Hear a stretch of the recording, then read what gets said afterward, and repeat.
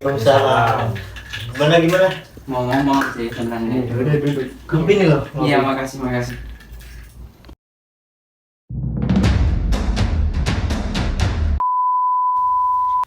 Jadi gimana nih kamu? Jadi gini, aku sini tuh mau bahas itu tentang apa? Sila kelima dari Pancasila yang udah dilaksanakan di Indonesia apa belum? Loh, kok kamu tiba-tiba tanya? Iya, Itu tuh kenapa? Itu soalnya teman-temanku pada tanya tadi aku nggak bisa jawab. Kamu malu? Iya, malu. Gimana nih, Jo? Gimana menurut kamu, Jo? Gini loh.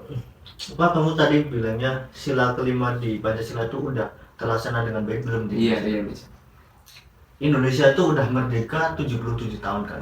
Tapi masih banyak banget sampai sekarang tuh masalah yang di bangsa ini tuh nggak karuan kan. Iya, kayak nggak dilaksanakan. Iya, apalagi tak terkecuali itu sila kelima, yaitu keadilan sosial bagi seluruh rakyat Indonesia. Apakah udah adil? Belum. Gimana juga? Gimana? Belum. Menurut kamu gimana? Kalau menurut ya, sila ini masih kerap menjadi dilema ketika melihat kenyataan di negara ini. Iya sih, benar sih. Salah satunya yang baru-baru ini ramai dibincangkan di publik, yaitu adanya kebijakan tentang kenaikan BBM.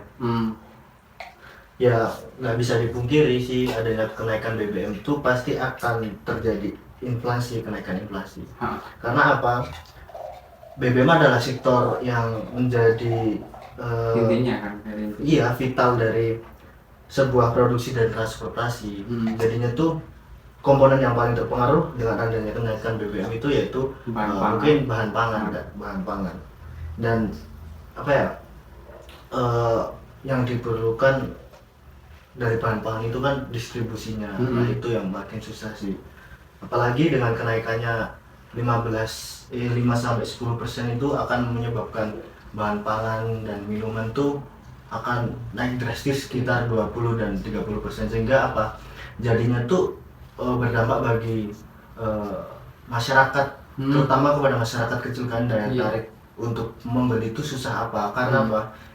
Mereka punya uang, ada uang sedikit pun alhamdulillah, apalagi buat kenaikan jadinya susah. Itu sampai 15% itu udah banyak banget loh. Dampaknya buat orang miskin tuh berdampak banget lah. Apalagi kayak aku.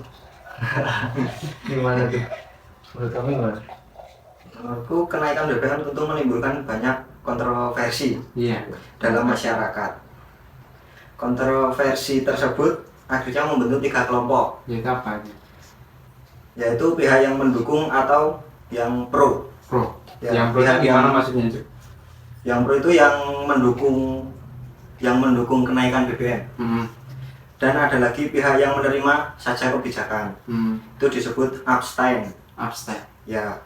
Dan pihak yang menolak keras tentang kebijakan tersebut, atau itu bisa disebut kontra. Iya. Kalau yang abstain itu kayak gimana, Jo? Ya gimana juga. Kita kan maksudnya mau menolak pasti ya, cuma tetap ditetepin kebijakan pasti akan dilaksanakan. Iya. Kita mau menerima tapi seakan-akan kita tidak bisa mengikuti kebijakan tersebut kan. Ya makanya itu tadi susah. Mungkin kita contohin aja kejadian-kejadian yang terjadi setelah kenaikan BBM ini. Apa gimana biar teman-teman pada tahu? Boleh.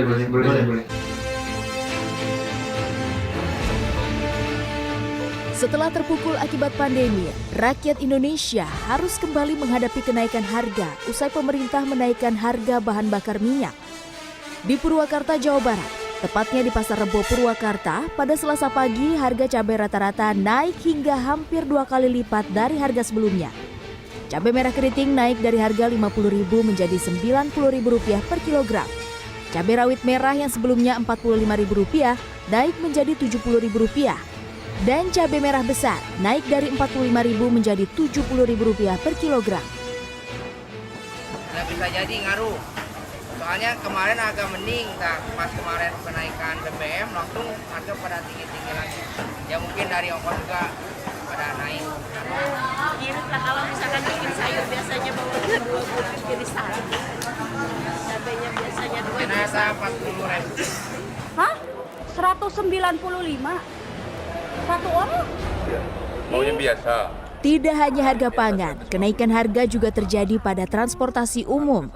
Di Terminal Kampung Rambutan, sejumlah tiket bus antar kota antar provinsi melonjak hingga membuat sejumlah calon penumpang mengeluh. Seorang penumpang bernama Sukaria bersama keluarganya bahkan terpaksa harus menunda perjalanan karena uang yang dibawa untuk membeli tiket ternyata kurang. Gak apa-apa sih, kaget aja. Soalnya baru kemarin aku hari Jumat berangkat 90.000. Sekarang katanya 195, kan kaget. Nggak tahu sih, aku kemarin biasa aja naik yang biasa. Yang biasa dipakai Iya. kemana apa sih? Mau ke Pekalongan. Pekalongan biasanya 90.000. 195. Nggak jadi tadi. Nggak jadi. Ini mau nyari alternatif lain apa gimana? Nggak mau nanya dulu.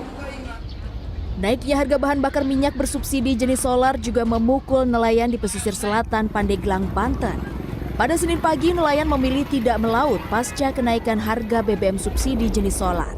Mayoritas nelayan di sepanjang pesisir selatan Pandeglang, Banten mengaku selama ini mereka mengandalkan utang modal untuk melaut. Dengan adanya kenaikan harga BBM, dipastikan hasil tangkapan ikan tidak akan bisa menutupi biaya operasional mereka.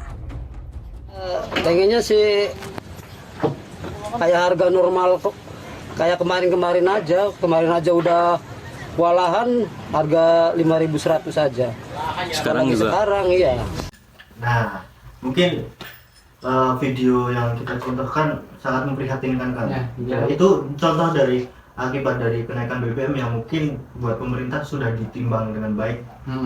Gimana resikonya, tapi positifnya juga pasti ada. Tapi kan di Indonesia banyak suku dan budaya kan, berbeda-beda setiap orang. Jadinya ya beda-beda. Ada itu kelas sosial seperti yang tadi pro kontra dan abstain. Ya, kita mau gimana lagi udah itu. Padahal masih banyak lagi contoh-contoh yang mungkin nggak bisa kita tampilkan di video kan. Mau nolak nggak bisa, mau terima juga berat. Iya kan berat. Ya mungkin itu udah paham loh. Udah paham sih, udah paham. Nah sekarang aku mau tanya soal nilai dasar di sila kelima yang itu nilai dasar instrumental sama prasis. Contoh-contohnya nilai dasar instrumental itu kayak apa sih? Nah, ini aku kasih tahu ya. Jadi setiap sila tuh ada nilai dasar, instrumental sama nilai prasis. Jadi di yang sila kelima itu yang peristiwa BBM ini tuh masuk ke sila kelima, yaitu keadilan sosial bagi seluruh rakyat Indonesia. Iya. Yang mungkin masih banyak kontroversi kan sampai sekarang. Nah, untuk nilai dasar mungkin menurut lo gimana nilai dasar dari yang tadi dibahas itu kenaikan harga BBM itu? Yang sila kelima itu. Nilai dasar menurutku belum diterapkan ya. Mengembangkan sikap adil terhadap sesama. Iya. Kurang banget sih itu. Ya, menjaga keseimbangan antara hak dan kewajiban. Itu juga belum 100% terlaksana. Iya. Dan menghormati hak orang lain. Ya. Itu juga. Bener banget sih. Memang itu the real ya. Aslinya. Itu nilai dasarnya. Terus apa ya tadi? Sama nilai tidak dasar terus instrumental. Jadi kalau nilai instrumental tuh peraturan yang sudah ditetapkan, pasal gitu. Banyak sih pasal tentang kebijakan-kebijakan keadilan gitu. Tapi mungkin aku akan nyebutin contohnya aja, yaitu tuh kayak di pasal 33 yang bunyinya tuh bumi dan air dan kekayaan alamnya itu dan terkandung di dalamnya itu dikuasai oleh negara dan digunakan haknya sebesar-besarnya untuk rakyat. Nah, itu dari satu peraturan itu udah kelihatan apakah emang udah terrealisasikan apa belum. Contohnya aja udah emas di mana tuh jadi milik Amerika kan. Ya udah. Ya gitu lah, harusnya ada dari satu peraturan pun mungkin belum begitu maksimal, apalagi yang masih banyak pasal yang lain. Mungkin dari instrumental itu sih. Ada lagi nggak sih? Ya itu nilai praksis. Praksis apa instrumental tuh tadi? Oh tadi yang instrumental. Berarti kamu yang terakhir tanya praksis ya. Yang praksis itu kamu gimana cuy? Kalau contohnya nilai praksis menekankan prinsip pemerintah yang mendukung kemajuan dan perkembangan. Iya itu sih. Kita sebagai rakyat harus gitu kan? Harus gitu. Sama ada lagi tujuan masyarakat adil dan makmur harus dapat tercapai. Nah sekarang udah adil sama makmur belum? Ini aku mau nambahin nih. Gimana? Jadi tuh nilai antara hak dan kewajiban harus imbang. Ya kan benar kan? Iya. Terus bersikap saling menghormati. Gimana mau menghormati? Iyalah. Kadang kan kebijakan ada yang menurut kita aduh. Iya, kayak Tapi yang mau kita kita harus patuh peraturan. dengan peraturan pemerintah yaitu yang disebutkan Mas Jovi, yaitu menekankan prinsip pemerintah yang mendukung kemajuan dan pembangunan. Mungkin itu sih. Mungkin itu gimana? Udah sih menurut aku tuh udah pas banget sih menurut pendapat kalian. Jadi kalau bisa ditanyain temen kamu tuh Jadi nggak jawab. malu. Iya. Nggak bisa jawab. Kita kalau mau ngobrolin masalah kayak gini banyak banget hasilnya. Cuman Iya kan sih. ya besok lagi nih udah jam berapa kan? Nah, aja ambil contoh satu aja Udah jam banyak berapa banget ini? pembahasan. Udah jam berapa? Jam 5:30. Ya udah lu pulang. Sudah macam ngopi dulu ngopi. Iya, ya, siap. Makasih. Udah dibantuin. Mau coba nggak? Wah, aku yang buat. Ya udah, makasih ya. Aku mau keluar dulu sih. Buat waktunya makasih banget. Ya. Hati-hati ya. Iya. Oh, itu ada yang telepon tuh. Oh iya. Siapa? Aduh. Siapa tuh? Makasih ya. Iya, makasih ya.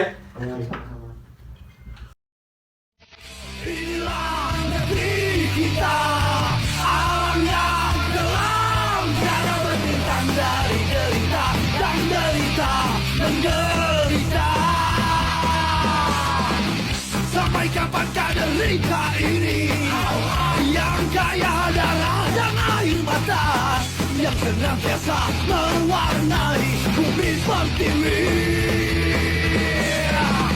dengan guna merebah luas kemiskinan